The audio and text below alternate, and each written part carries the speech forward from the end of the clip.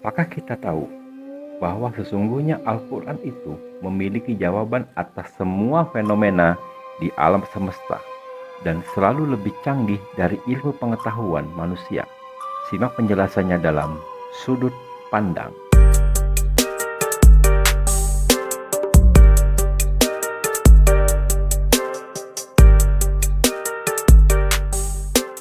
Assalamualaikum warahmatullahi wabarakatuh.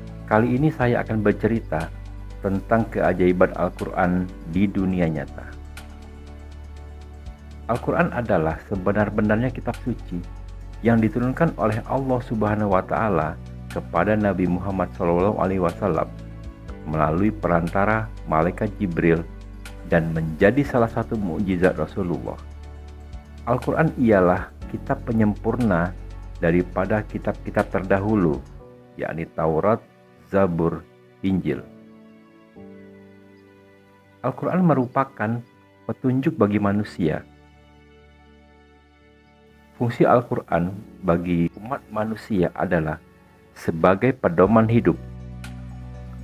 Al-Quran dan hadis sahih menuntun kita kepada jalan yang benar, jalan yang diridhai Allah Subhanahu wa Ta'ala. Segala macam permasalahan semua ada jawabannya dalam Al-Quran. Hal ini pula yang membuktikan bahwa Al-Quran benar-benar berasal dari kalam Allah, bukan buatan manusia. Bahkan sejak 1400 tahun yang lalu hingga detik ini, Al-Quran tetap terjamin keaslian isinya karena Allah sendiri yang memeliharanya.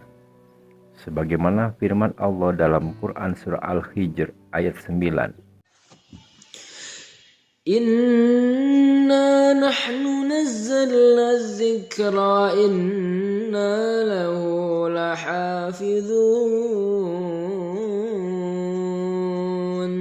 Sesungguhnya kamilah yang menurunkan Al-Quran dan sesungguhnya kami pula yang benar-benar memeliharanya.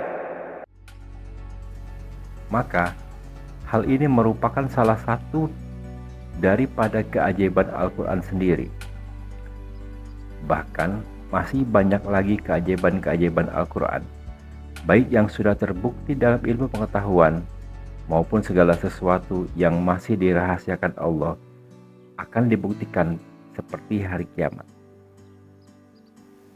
Berikut ini akan dijelaskan mengenai apa saja bukti keajaiban Al-Quran di dunia ini, terutama dalam bidang ilmu pengetahuan yang kesemuanya sudah terbukti seperti apa yang Allah terangkan dalam Quran.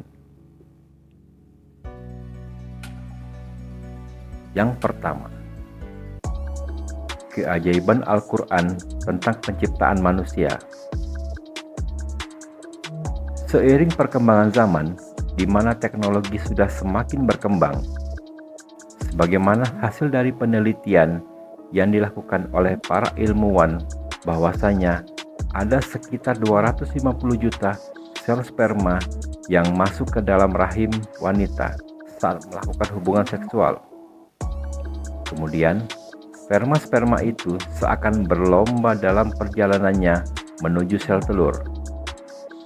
Sementara sel telur yang besarnya tidak lebih dari sebutir garam hanya menerima satu sperma saja untuk membuahinya.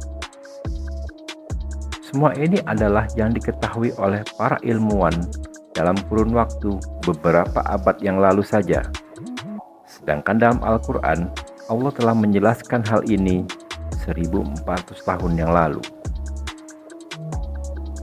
Menurut ilmu kedokteran, air mani terdiri dari sperma dan berbagai cairan yang berbeda unsur. Unsur ini bermanfaat sebagai pemberi energi bagi sperma, sekaligus sebagai penetral asam pada alat kelamin wanita. Bahkan cairan ini juga yang membantu melicinkan sekitar sperma agar pergerakannya semakin mudah. Maka dalam Al-Quran Surah Al-Insan ayat 2, Allah juga telah menjelaskannya. إنا خلقنا الإنسان من نطفة أمشاج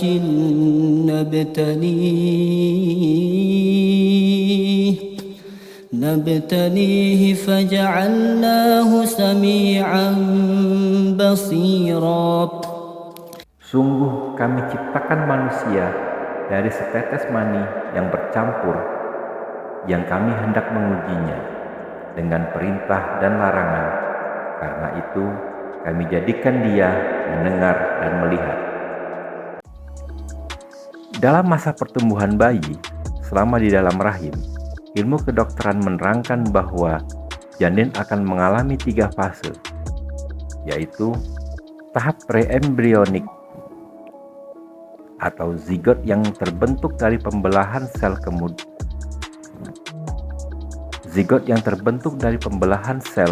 kemudian berkembang menjadi segumpal darah, lalu menempel pada dinding rahim.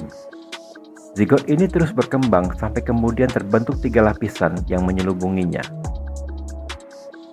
Lalu, tahap embrionik atau zigot telah berkembang menjadi embrio, di mana lapisan-lapisan tadi berkembang membentuk organ dan sistem tubuh bayi. Selanjutnya, tahap fetus. Pada tahap ini, embrio telah berkembang menjadi fetus, terus bertumbuh dan berkembang sampai akhirnya tiba waktunya melahirkan. Akan tetapi, Allah telah menyebutnya dalam Quran, yaitu surat Az-Zumar ayat 6. خلقكم من نفس واحدة ثم جعل منها زوجها وأنزل لكم من الأنعام 8 أزواج يخلقكم في بطون أمهاتكم خلقا من بعد خلق في ظلمات 3 ذلكم الله ربكم له الملك لا إله إلا هو فأنا تصرفون. Dia menjadikan kamu dalam perut ibumu kejadian demi kejadian dalam 3 kegelapan. Yang berbuat demikian itu adalah Allah, Tuhan kamu, Tuhan yang mempunyai kerajaan. Tidak ada Tuhan yang berhak disembah selain Dia. Maka bagaimana kamu dapat dipalingkan? Jadi, dapat kita bayangkan betapa menakjubkannya Al-Quran ini. Jauh sebelum ilmu pengetahuan modern ada, tapi telah ada dalam Al-Quran. Yang kedua, keajaiban Al-Quran tentang fungsi otak. Selama ini, kita mengenal bahwa otak ialah pusat daripada seluruh sistem tubuh kita. Hal itu terbukti dari penelitian para ilmuwan yang kemudian dituangkan dalam buku teks pelajaran di sekolah-sekolah, sehingga kita mengetahui bahwa fungsi otak adalah sebagai kendali tubuh. Namun ternyata jauh sekali Allah telah menjelaskannya dalam Al-Quran surah Al-Alaq ayat 15-16. Kalla la illam yantahi lanasfa'an bin nasiyatin kadhibatin khati'ah. Ketahuilah, sungguh jika dia tidak berhenti berbuat demikian, niscaya kami tarik ubun-ubunnya, yaitu ubun-ubun orang yang mendustakan lagi durhaka. Allah menyebutkan ubun-ubun orang yang mendustakan lagi durhaka. Maka, jika kita ingin menjelaskan mengenai apa yang dimaksud dari ubun-ubun tersebut, kita bisa merujuk pada ilmu anatomi dan fisiologi mengenai otak manusia.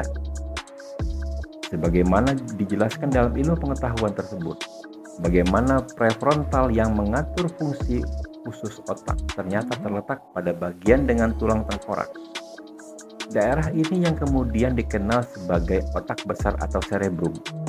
Bagian ini adalah yang terlibat dalam pengaturan fungsi perencanaan dan permulaan, tepatnya di bagian lobi frontal dan bagian prefrontal. Dengan kata lain, cerebrum atau otak besar bertugas sebagai perencana, pendorong, dan starter daripada perilaku manusia, serta yang bertanggung jawab atas perkataan jujur atau dusta. Dalam hal ini, ilmu pengetahuan baru bisa mengungkapkannya sekitar setengah abad belakangan, sementara Al-Quran telah menjelaskannya sekitar 14 abad yang lalu. Yang ketiga, keajaiban Al-Quran tentang air susu ibu. Air susu ibu ialah makanan paling sempurna bagi seorang bayi. Air susu ibu mengandung banyak gizi dan nutrisi lainnya yang sangat dibutuhkan bagi pertumbuhan dan perkembangan bayi. Tidak ada ilmu pengetahuan yang menampik hal tersebut, karena secara ilmiah air susu ibu telah terbukti manfaatnya. Begitu istimewanya ciptaan Allah yang satu ini, bahkan sebaik-baiknya sumber makanan yang dapat diciptakan manusia modern sekalipun, tidak ada yang bisa menandingi kehebatan air susu.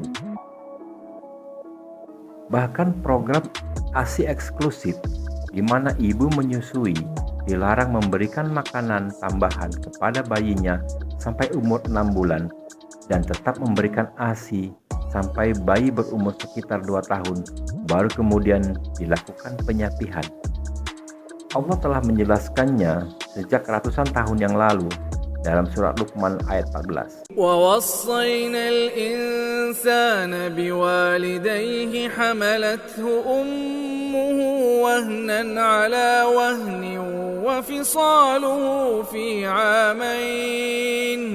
وفصاله في عامين أن اشكر لي ولوالديك إلي المصير.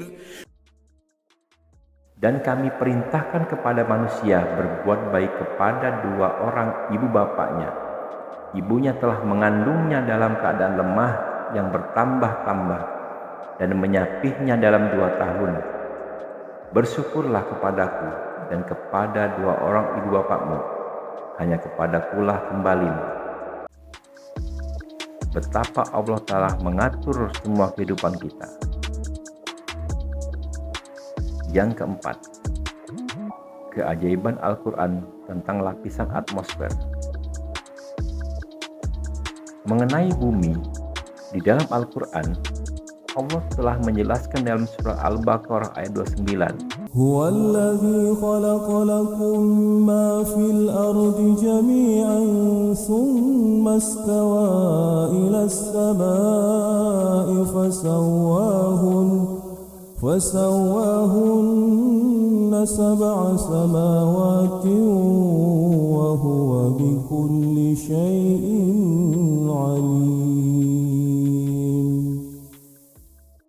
Dialah Allah yang menjadikan segala yang ada di bumi untuk kamu, dan Dia berkehendak menuju langit. Lalu dijadikannya 7 langit, dan Dia Maha mengetahui segala sesuatu.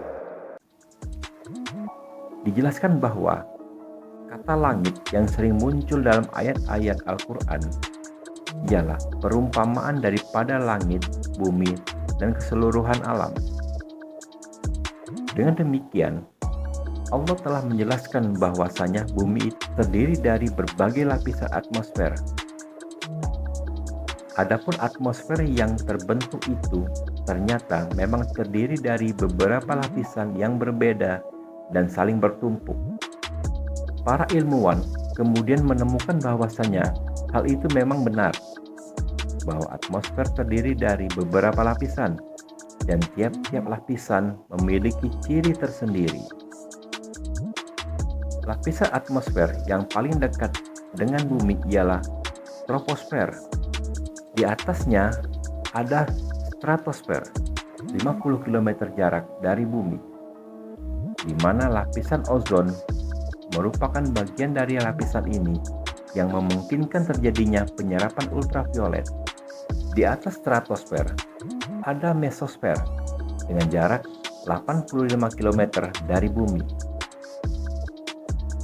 Lalu ada termosfer yang berjarak 690 km dari bumi. Dan bagian terluar lagi ialah eksosfer dengan jarak 10.000 km dari bumi. Dalam surat Fussilat ayat 12, Allah menegaskan, فقضاهن سبع سماوات في يومين وأوحى في كل سماء أمرها وزينا السماء الدنيا بمصابيح وحفظا ذلك تقدير العزيز العليم. Dia mewahyukan pada tiap-tiap langit urusannya. Dalam ayat ini, Allah menjelaskan bahwa tiap-tiap lapisan atmosfer itu ada tugas dan fungsinya masing-masing. Hal ini terbukti setelah dilakukan penelitian. Sebagaimana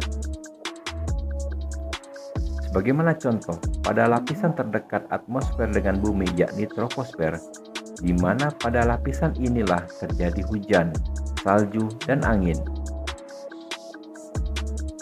Hal ini baru diketahui setelah dilakukan penelitian, sementara Allah telah menjelaskannya dalam Al-Quran ratusan tahun yang lalu. Yang kelima, keajaiban Al-Quran tentang fungsi gunung. وَجَعَلْنَا فِي الْأَرْضِ رَوَاسِيَ أَن تَمِيدَ بِهِمْ وَجَعَلْنَا فِيهَا فِجَاجًا سُبُلًا لَعَلَّهُمْ يَهْتَدُونَ. Dan telah kami jadikan di bumi ini gunung-gunung yang kokoh, supaya bumi tidak goncang bersama mereka. Quran Surat Al-Anbiya ayat 31. Sebagaimana dalam ayat tadi, sungguh Allah yang Maha Kuasa telah menjelaskan kepada kita bahwa sebenar-benarnya Dia menciptakan gunung-gunung yang kokoh adalah untuk menahan bumi daripada goncangan, yang dalam hal ini bisa kita artikan sebagai salah satu peristiwa seperti gempa. Padahal hal ini baru bisa terbukti pada masa geologi modern dengan alat-alat yang canggih. Menurut penelitian, gunung terbentuk dari adanya hasil pergerakan dan tumbukan antara lempeng-lempeng raksasa berbentuk kerak bumi. Ketika dua lempeng saling bertumbukan, maka lempeng yang paling kuat akan menyelip di bawah lempeng yang lemah, sehingga kemudian terbentuk dataran tinggi berupa gunung dari lipatannya. Sementara pada lapisan bawah akan terbentuk bagian yang menghunjam ke dalam dan sangat besar. Struktur ini kemudian digambarkan sebagai pasak dalam Al-Quran, Surah An-Naba ayat 6-7. ألم نجعل الأرض مهادا والجبال أوتادا.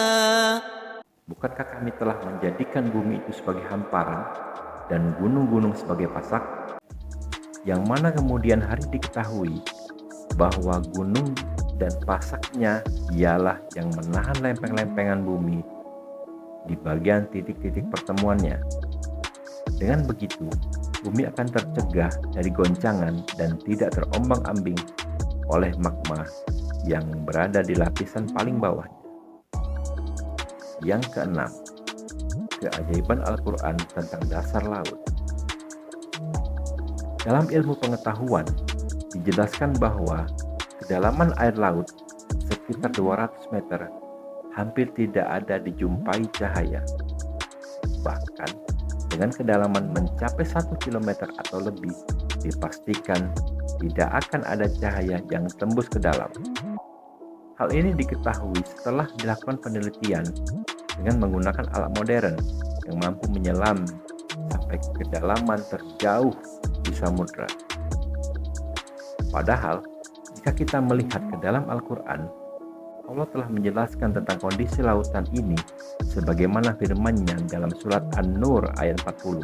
أو كظلمات في بحر اللجي يغشاه موج من فوقه موج من فوقه سحاب ظلمات بعضها فوق بعض إذا أخرج يده لم يكد يراها ومن لم يجعل الله له نورا فما له من نور. Atau seperti gelap gulita di lautan yang dalam, yang diliputi oleh ombak, yang di atasnya ombak pula, di atasnya lagi awan. Gelap gulita yang tindih bertindih. Apabila dia mengeluarkan tangannya, tiadalah dia dapat melihatnya, dan barang siapa yang tiada diberi cahaya atau petunjuk oleh Allah, tiadalah dia mempunyai cahaya sedikit pun. Sungguh tidak ada yang dapat mendahului ilmu yang disampaikan oleh Allah Subhanahu wa Ta'ala melalui Al-Quran, bahkan alat yang tercanggih apapun yang mampu diciptakan oleh manusia. Yang ketujuh, keajaiban Al-Quran tentang sungai di bawah laut. Beberapa waktu yang lalu, kita telah dihebohkan dengan adanya penemuan berupa sungai yang berada di dalam lautan. Secara awam, kita benar-benar kesulitan untuk menjelaskan. Lantas, mengapa semua itu adalah hal yang luar biasa yang bahkan seorang ilmuwan yang sangat ahli tidak mampu menjelaskannya? Padahal dalam Al-Quran, Allah sudah menjelaskan dalam surat Al-Furqan ayat 53.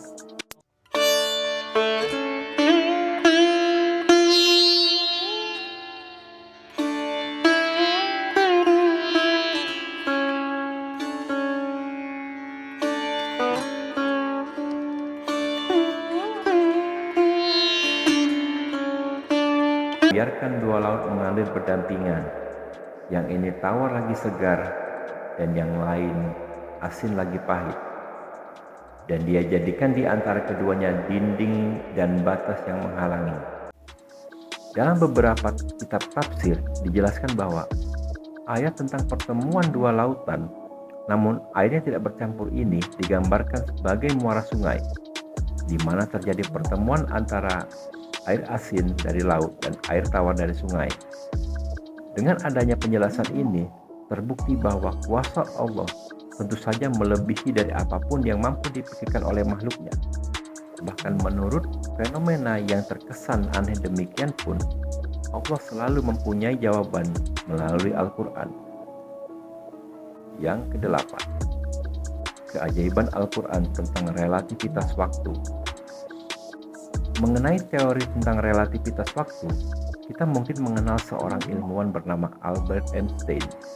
Menurut Einstein, waktu ditentukan oleh massa dan kecepatan, yang dengan kata lain, waktu dapat berubah sesuai dengan situasi dan kondisinya. Allah menjelaskan dalam Al-Quran bahwasanya manusia terkadang akan merasa bahwa waktu yang mereka lalui terasa berbeda.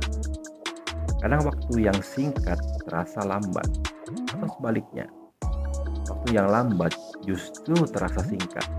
يدبر الأمر من السماء إلى الأرض ثم يعرج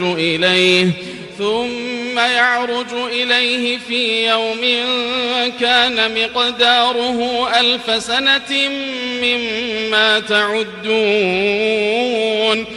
Dia mengatur urusan langit dan bumi, kemudian urusan itu naik kepadanya dalam waktu 1 hari yang kadar lamanya adalah 1000 tahun menurut perhitungan.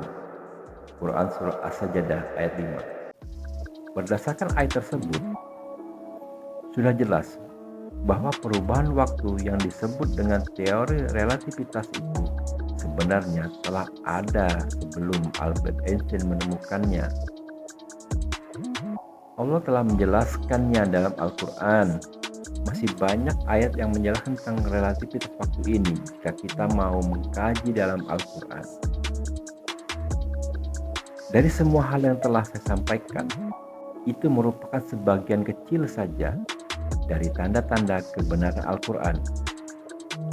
Memang terkesan ajaib, tapi bila dipandang oleh seorang muslim, itu bukanlah sebuah hal yang ajaib, melainkan sebuah kekuasaan yang maha segala-galanya dan akan membuat seorang muslim makin tunduk dan makin taat ibadahnya.